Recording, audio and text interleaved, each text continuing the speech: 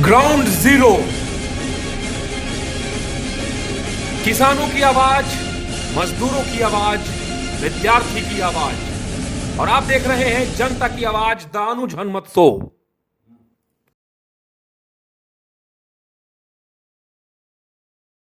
Quarantine cell में रखा गया है आदमखोर भेड़िए को। बहराइच से लाकर गोरखपुर में रखा गया है।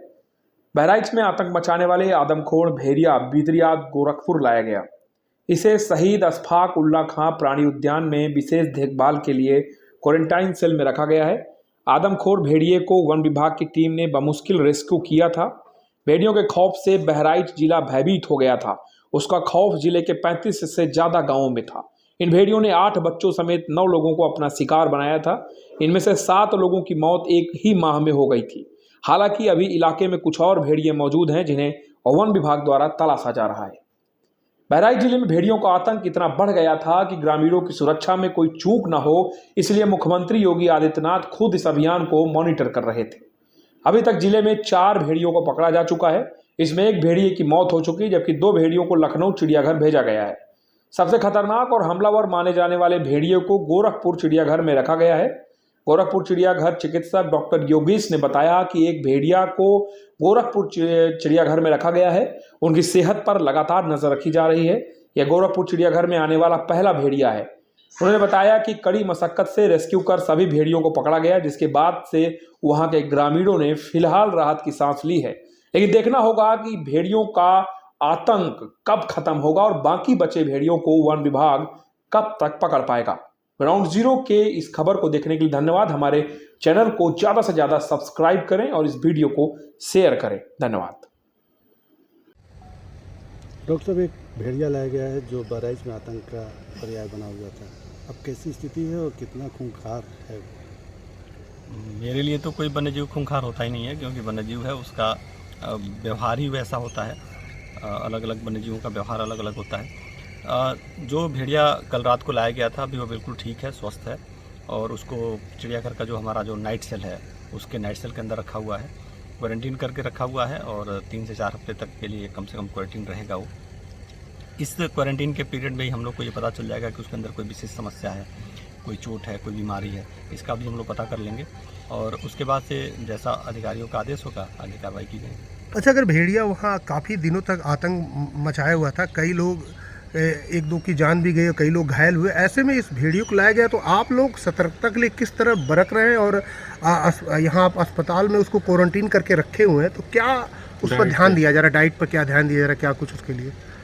चूँकि एक जगह हमारा जो चिड़ियाघर होता है, इसमें जो भी हमारी व्यवस्थाएं होती हैं बहुत ही सम्यक होती हैं, बहुत ही सुदृढ़ तरीके से रखा जाता है। किसी भी तरीके का वन्यजीव को नुकसान न हो या उसके साथ जो काम करने वाले हैं उनको कोई चोट ना आए, उनको कोई नुकसान न हो, इसका पूरा एहतियात रखा जाता है। हमारे यहाँ कोई ऐसी एक्टिविटी हम लोग नहीं करते हैं जिससे कि वन्यजीव के अंदर उग्रता आए, वो इरिटेट हो या खुद को चोट लगा दे, या चोट लगाने के हम जो लोग अंदर काम करें उनको चोटिल करने का प्रयास भी करें। तो उसके लिए हमें यही करना पड़ता है कि हम वहाँ पे बहुत ही शांति मेंटेन करते हैं। जो काम है बहुत ही शालीनता के साथ धीरे से, बिना एनिमल को डिस्टर्ब किए वो काम धीरे से करके, और विशेष बहुत ज़्यादा काम अंदर होता नहीं है। उसको खाना डालना है, पानी डालना है, या सफाई होनी है बाड़ी की, या उसको दवा देना है, तो ये काम बहुत ही शालीनता से हम लोग करते हैं, जिससे कि जानवर को डिस्टर्ब ना हो। जानवर डिस्टर्ब जब होगा तभी वो हमला भी करेगा, और हमला करने से, चूँकि वह एक अंदर सुरक्षित जगह पे है, तो उसके हमला करने से हम लोग को चोट लगे ना लगे, उस वन्यजीव को चोट लगने की संभावना रहती है।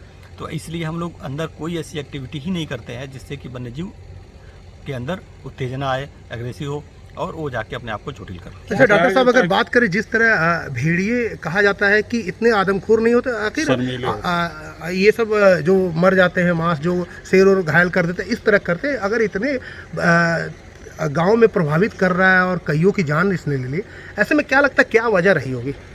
आप जैसे काफ़ी पुराने डॉक्टर हैं, चिकित्सक हैं, क्योंकि पशु चिकित्सक, सामान्यतः जो इनका जो ये कार्निवोर है, एक तरीके से मांसाहारी वन्यजीव है, और इसका जो भोजन है वो मांस है, और वो मांस की प्राप्ति या तो छोटे छोटे जो वन्यजीव होते हैं, जो जीव होते हैं जो इसके जंगलों में या आसपास के झाड़ियों में रहते हैं, उनका ही शिकार करके इसके पहले अपना भोजन करते होंगे। लेकिन इस तरीके की घटना होना कि ये इंसानों के ऊपर हमला कर दे रहे हैं, तो ये निश्चित वहाँ का जो इन्वायरमेंट होगा वहाँ कुछ न कुछ चेंजेज हुए होंगे, मेरी संभावना है तो मेरे हिसाब से ये है कि वहाँ पे या तो इनका जो फूड है, वहाँ पे इनका जो प्रे है उसकी संख्या में कमी आ गई हो, या अवेलेबिलिटी कम हो गई हो, या ये भटक के इंसानों की कॉलोनी के पास चले गए हैं, मानव बस्तियों के पास चले गए हों, या मानव अपने किसी कार्य बस इनकी बस्तियों के पास चला गया हो, जिसकी वजह से इनके अंदर जो डर था या इनके अंदर जो एक दूरी बनाने की आदत है या शर्मीलेपन की, जो भी आप कह सकते हैं कि इंसानों से थोड़ा दूरी रहना पसंद करते हैं, तो वो जो एक गैप मेंटेन होना चाहिए था वो मेंटेन नहीं हो पाया होगा। उसकी वजह से इनके अंदर से जो इंसानों के प्रति जो ये आप शर्मीलापन या जो डर है वो ख़त्म हो गया, और जब एक बार ख़त्म हो गया होगा तो इन्होंने हमला करना शुरू कर दिया होगा, और जब एक बार हमला करना शुरू किया होगा तो इनको ईजी प्रे, आराम से भोजन मिल जा रहा है बिना बहुत ज़्यादा मेहनत किए, क्योंकि इंसान के ऊपर हमला करके उसको घायल कर देना, उसको मार देना ये बहुत ही आसान होता है अपेक्षाकृत किसी दूसरे वन्य जीव के। तो वहाँ पे अगर ईजी प्रे के वजह से भी ये हो सकता है कि इंसानों के ऊपर हमला करना शुरू कर दिए हों। कौन कौन सी जांच उसकी की जाएगी और क्या प्रोसेस रहेगा? कोई जांच ऐसी स्पेशल नहीं होगी, हम लोग सिंपल अभी तो नहीं करेंगे, लेकिन कुछ दिनों बाद उसका जैसे शारीरिक रूप से उसकी एक बार जांच कर लेते हैं कि इसके पैरों में कोई दिक्कत नहीं है, हाथ पैर इसके मतलब जो इसके चारों पैर ठीक हैं, किसी प्रकार की अंदर डिफॉर्मिटी नहीं है, सारे इसके दांत लगे हुए हैं और किसी प्रकार का कोई फ्रैक्चर नहीं है, या अगर कोई बीमारी है, खाना कम कर देता है, तो हम उसके आगे फिर जो आगे की जो जांचें होती है वो हम कराएंगे।